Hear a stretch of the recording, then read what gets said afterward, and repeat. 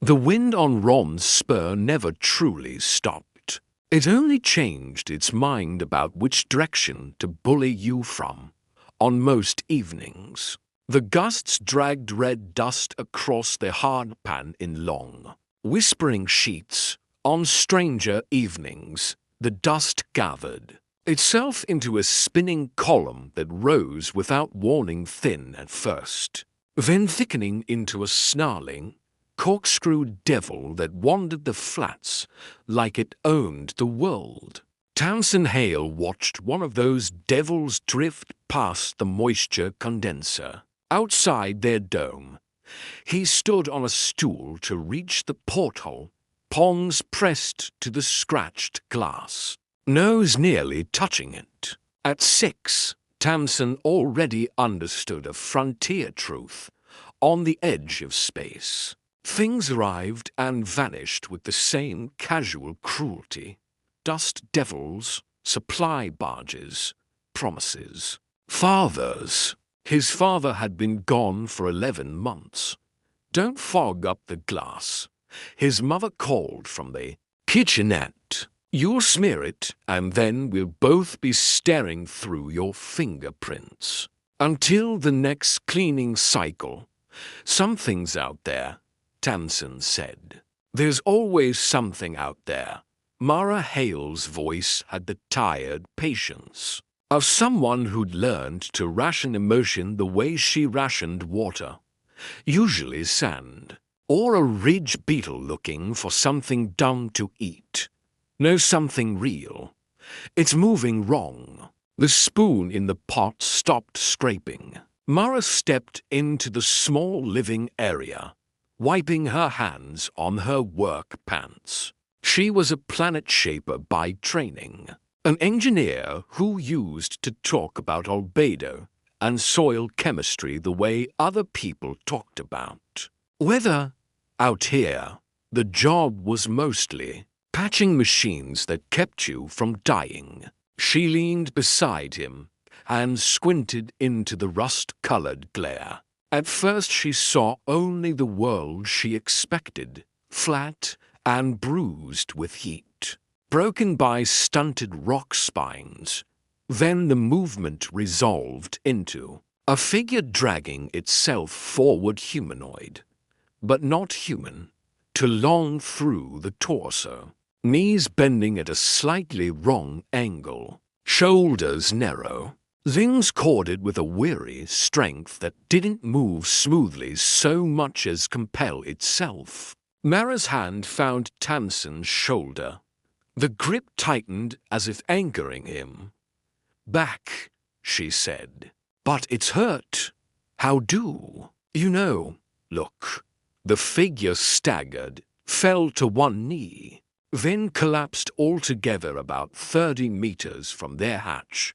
Dust puffed around it. One arm remained wrapped around a long case singular, sealed, held like a lifeline. Mara's expression hardened into the kind of caution that kept settlers alive. We don't know what that is. It's hurt, Tamsin insisted. As if that settled every argument in the universe. In his mind, it did. Mara hesitated just a beat, but Tamsin saw it, saw the invisible arithmetic behind her eyes.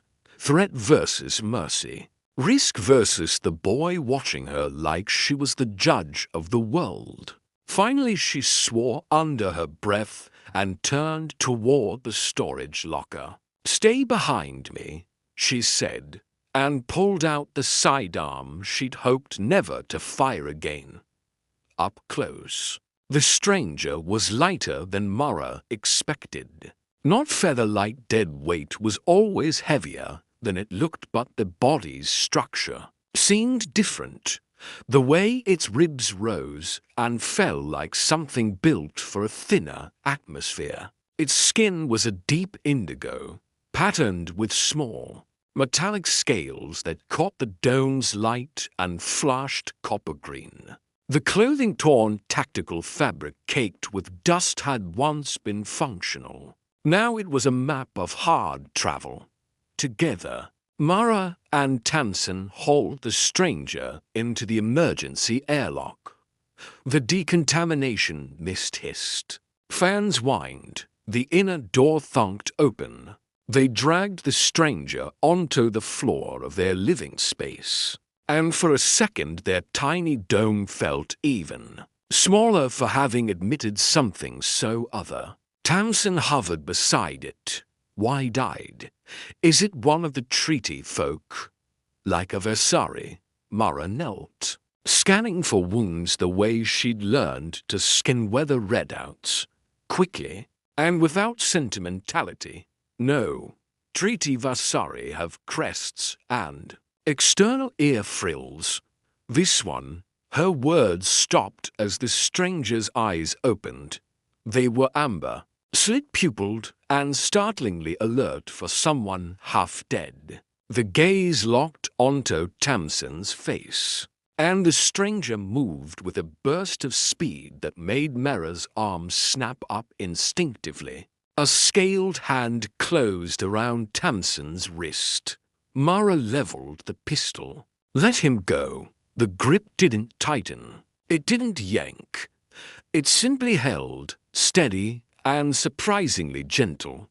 The stranger made a sound rough, like stone dragged over stone, then shaped words in standard with a thick accent. You brought me in. Tamsin swallowed, but the fear didn't make him step back. My mom did most of the dragging, he said, honest as children often were. You're heavy for someone who looks like you're made of sticks. The stranger's mouth twitched. If it was laughter, it was laughter made out of sandpaper. Sticks, it repeated, as if filing the concept away.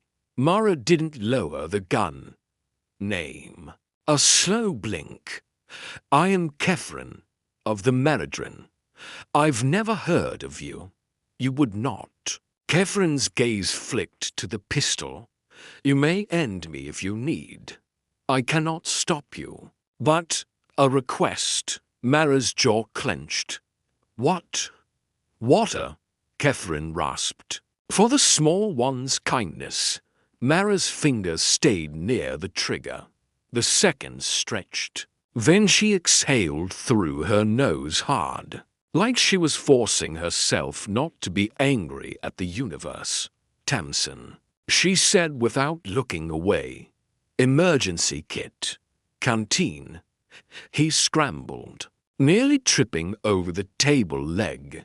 The canteen he brought back was battered and dented the one his father used to carry on long days outside the dome.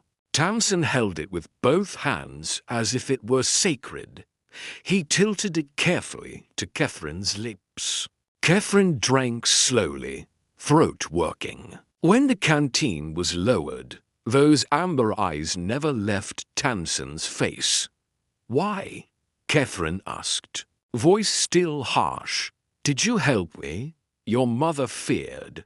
She would have left me to the dust. Tamsin shrugged in the way only a child could. Shrug at something enormous. You were hurt. Dad said you help hurt people even if you don't know them.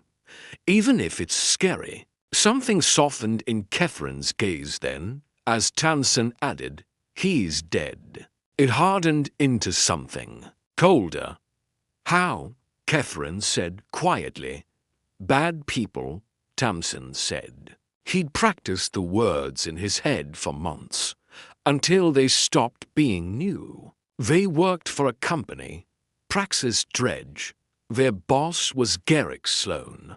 Mara flinched at the name, the way you flinched at an old injury being pressed. Kefren's pupils narrowed. And justice? Tamsin's small voice held a bitterness. That didn't belong in a 6-year-old. Companies don't get punished. They just buy new names. Kefren fell silent. Then, with effort, Kefren reached for the long case and popped the latches. The lid opened. Inside lay something that looked like a bow the way a starship looked like a raft. Similar in concept, not in truth. The frame was a dark material that seemed to drink light and then return it in shifting hues. The string was a thin line of contained energy, humming with a faint, musical vibration.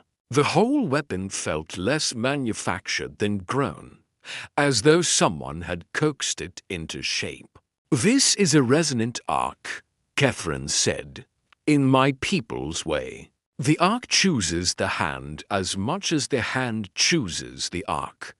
I have carried this for many seasons." Mara's grip tightened on the pistol.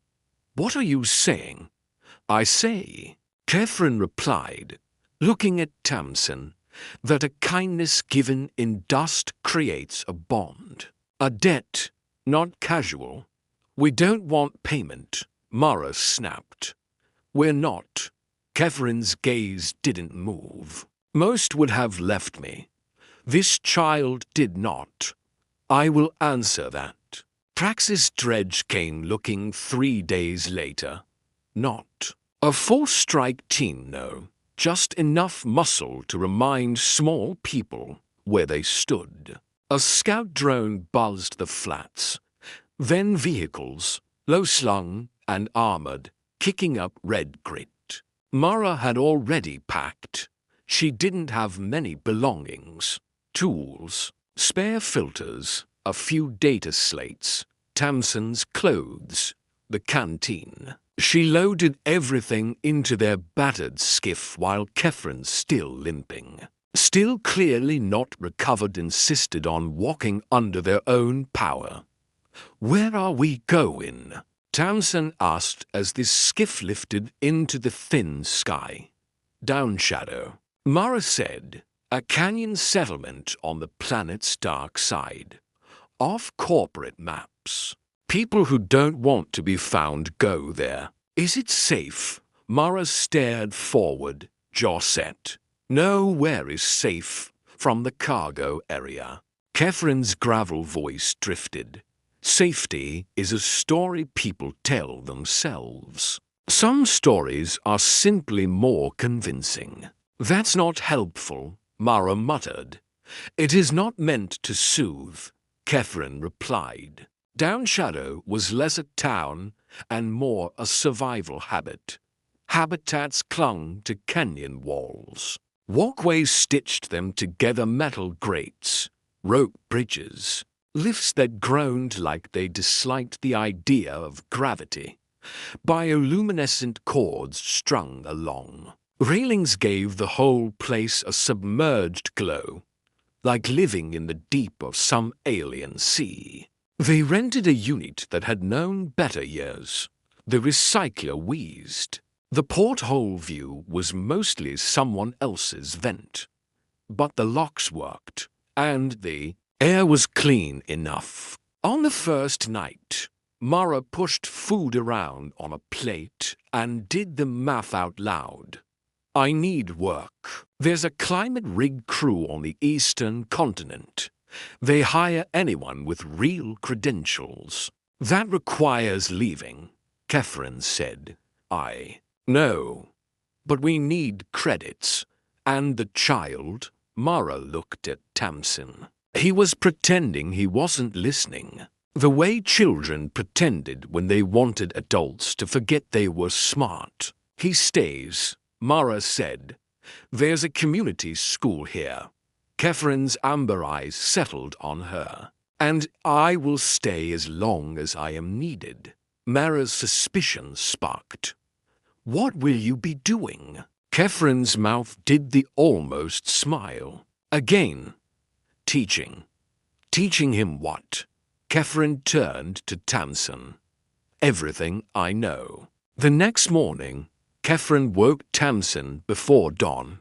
There was no gentleness to the timing, only to the hands that adjusted his sleeves and tugged his collar straight.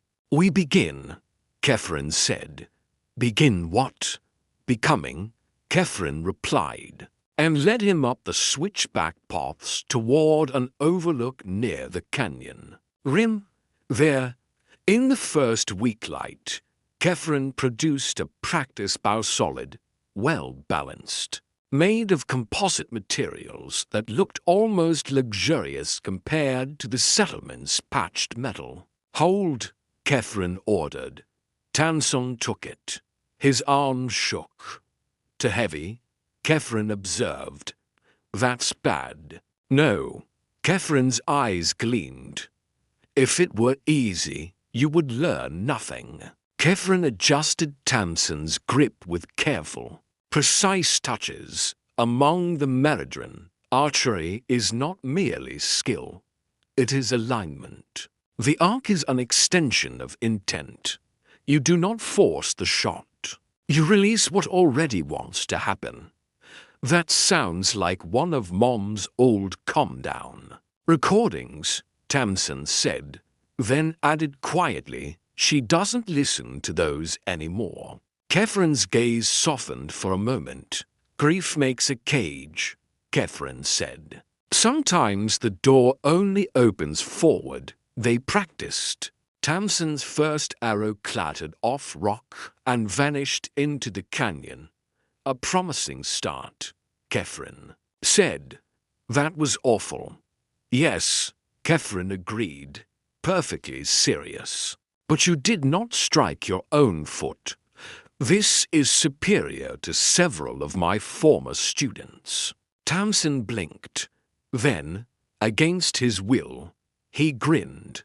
The days formed a pattern. Mara left before dawn for work with the Climate crew and returned after dark. Exhausted and pale, but clutching ration credits, like they were hope made tangible. Tamsin went to school, learned numbers and writing, and how to keep his head down. In narrow corridors, and every morning and evening, he trained.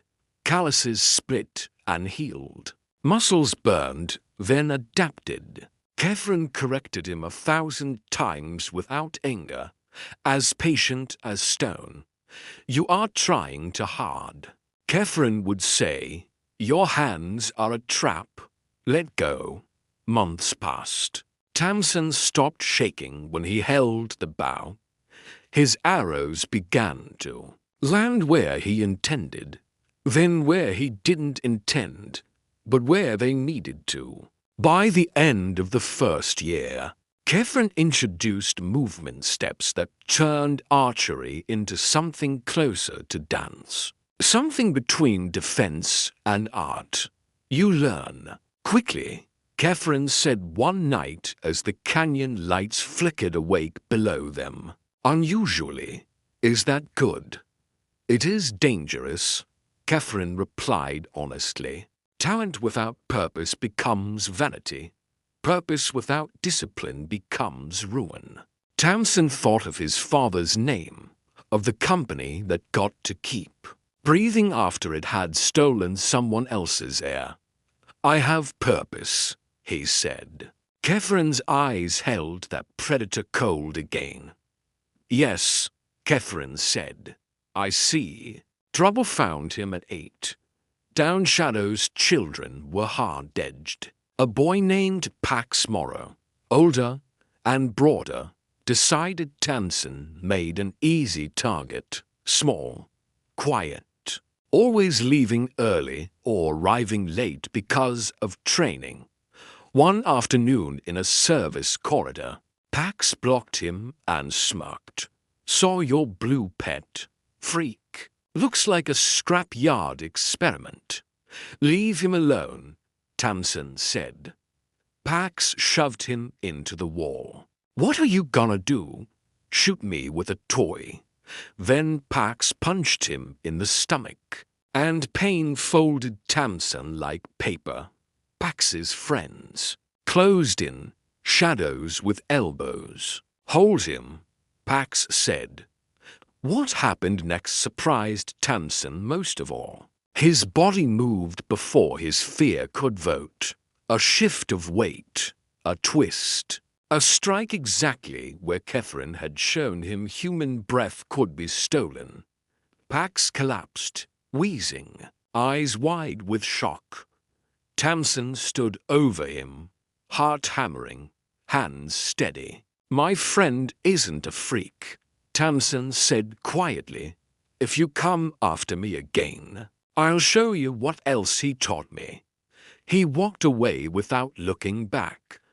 That night, he told Kefren. The alien listened, eyes unreadable. "You defended yourself," Kefren said. "They insulted you." Kefren was silent a long time. Then Kefren produced a small medallion, metallic and etched with unfamiliar symbols. "Among my people," Kefren said, "there is a vow called Rith Kai, an honor bond. Chosen family, not blood, not obligation, choice." Kefren pressed the medallion into Tamsin's palm. "You offered water to a dying stranger. You trained. Without quitting, you stood for someone else. You are worthy. I'm just a kid." Kefren's almost smile appeared. "Among yours, perhaps. Among mine, you are more." The corporations came for Down Shadow when Tamsin was 10. Not Praxis Dredge this time, but a shiny new name with the same teeth, Marcolini Consortium. They arrived with legal teams, security contractors, and a claim that conveniently overruled the settlement's hard-won independence. "They're relocating us," Mara said that night, her voice raw with fury. "They bought mining rights to the canyon from a councilman who sold his spine for a promotion." "Can they do that?" Tamsin asked. "They're doing it," Mara said. "Legal doesn't mean right. It just means rich." Kefren's eyes went cold. The move was scheduled for 30 days. The canyon's people had nowhere to go. The point of Down Shadow was that there were no other shadows left. On the overlook, Tamsin stared out at the canyon that had become home. "There has to be something," he said. "There is always something," Kefren replied. "The question is what it costs." "My dad said bad people win when good people do nothing." Kefren nodded. "Wise." Tamsin swallowed. "Then what do we do?" Kefren took a breath that sounded like pain. "There is an old remedy, rarely used, but binding under compact law. A champion may issue a point covenanter single combat challenge over a qualifying injustice. Winner's claim overrides corporate claim." Mara went rigid. "No," Tamsin's mind clicked onto the idea like a latch. "Qualifying injustice," he repeated, "like murder." "Yes," Kefren said, and the word carried weight. Tamsin whispered, "And if Marcolini absorbed Praxis, their crimes count." Kefren's gaze stayed on him. "You understand? If I win," Tamsin said slowly, "we keep Down Shadow. If you win," Kefren corrected, "you can strip their rights to this canyon and perhaps more. And if I lose," Kefren did not lie, "then you lose everything, possibly life." Tamsin should have been terrified. He was 10.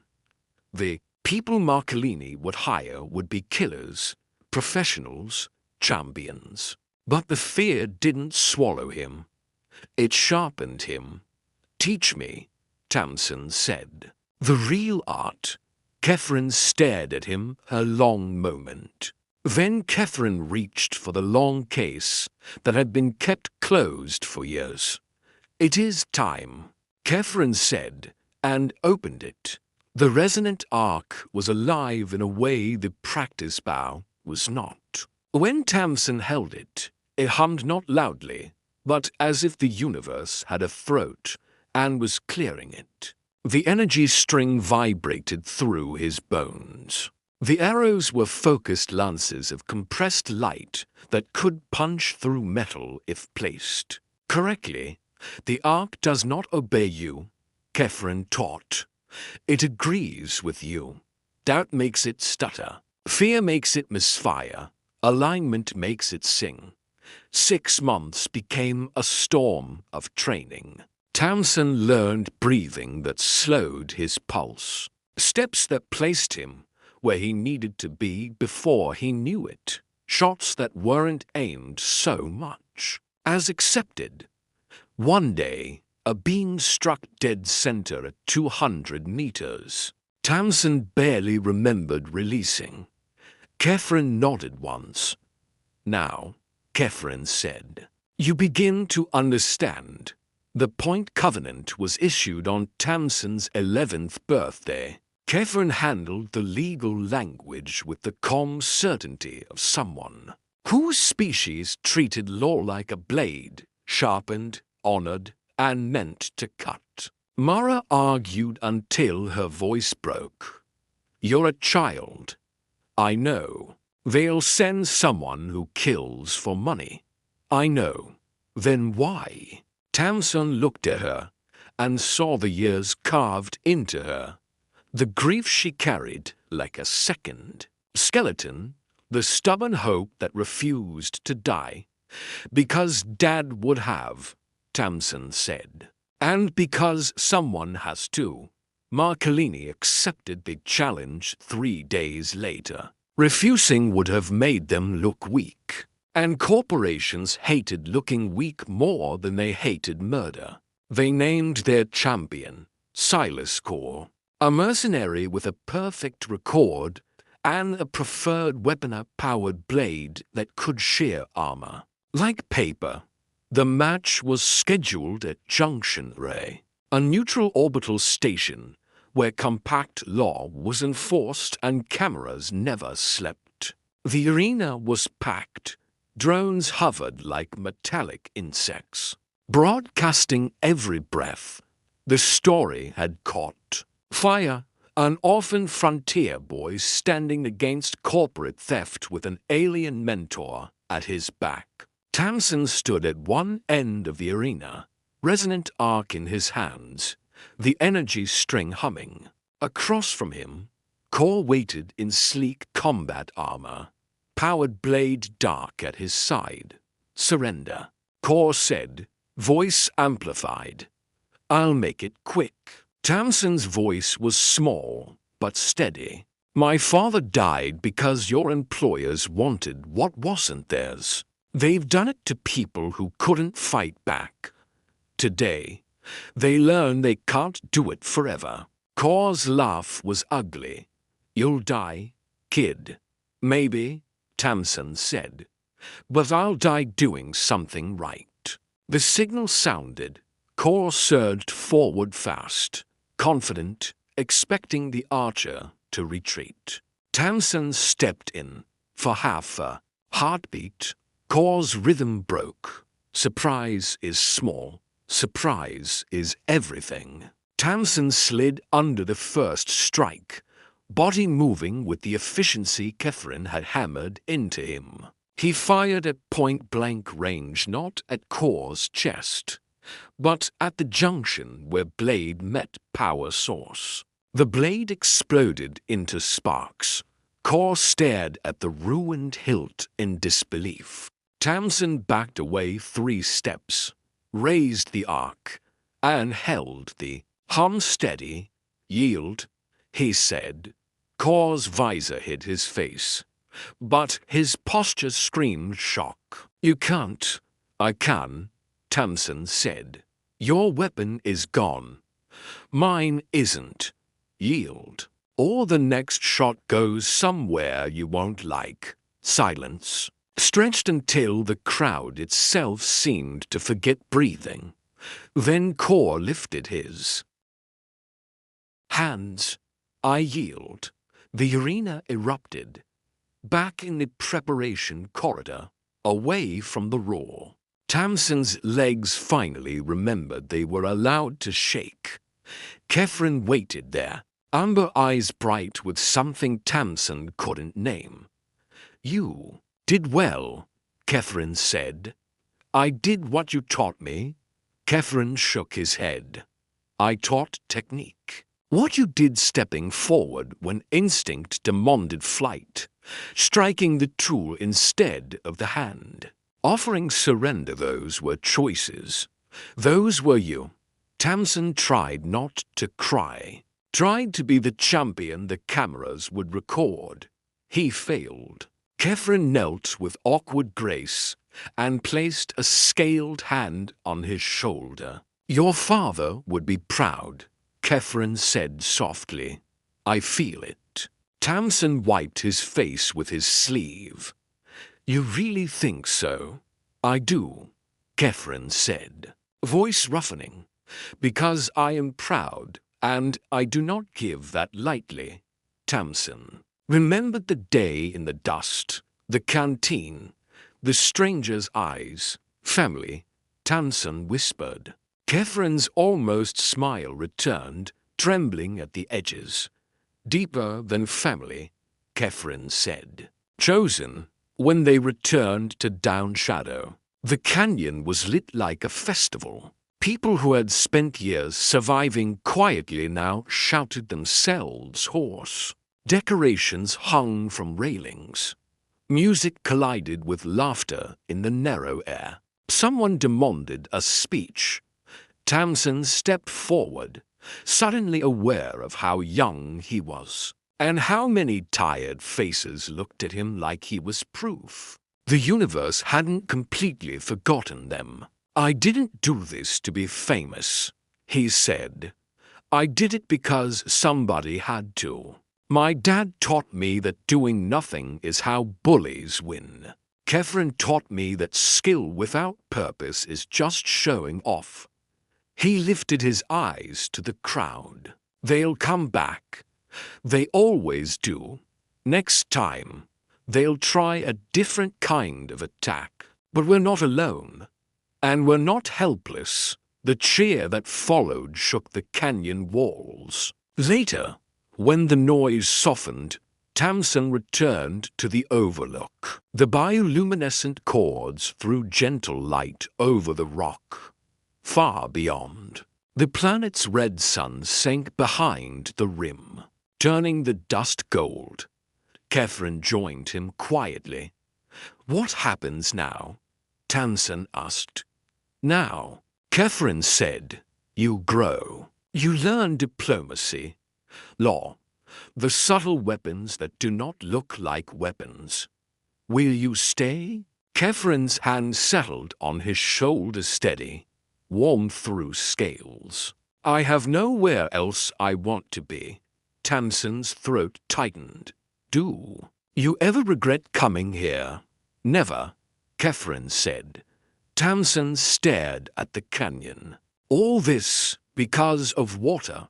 Catherine's grip tightened briefly. Not the water, Catherine corrected. The choice, a child saw suffering and did not look away. The universe bends for less noble reasons every day. It can bend for that. Tamsin swallowed, feeling the weight of what he was becoming, not heavy like fear, but heavy like responsibility. I'm scared, he admitted. Good, Catherine said. Only fools are never afraid. The brave are simply afraid and move anyway. A voice called from below Mara, telling them food was ready and she'd be furious if it got cold. Tamsin smiled, faint and real. At the doorway, he looked back once more at the darkening desert. Somewhere in that dust, years ago, kindness had been costly and still chosen. Thank you, Tamsin said. Catherine paused, silhouette framed by warm light. No, Reef Kai. Catherine replied softly, thank you. And together they went inside, leaving the night to keep its own counsel. While the future, awake at last, began to take shape,